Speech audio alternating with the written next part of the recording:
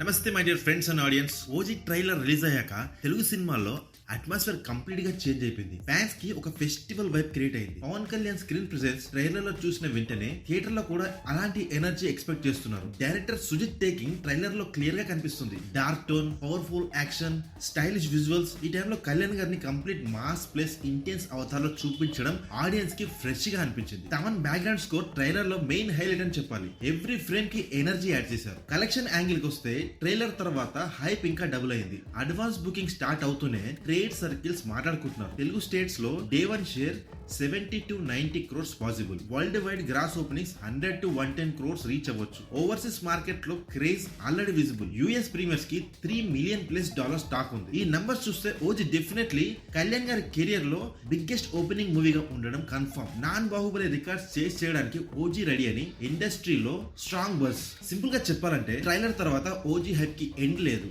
Release day వచ్చేసరికి box office లో tsunami definite. Pawan Kalyan గారి mass screen presence, Sujeeth stylish making, Thaman BGM అన్ని కలిసి ఓజీని pan India level blockbuster గా తీసుకెళ్లడానికి ప్రిపేర్ అవుతున్నాయి. సో ఫ్రెండ్స్, ఓజీ కలెక్షన్స్ గురించి మీరేమనుకుంటున్నారు అనేది కమెంట్స్ లో ఖచ్చితంగా షేర్ చేయండి. And please don't forget to like, share and subscribe to my channel. Thank you for watching this video.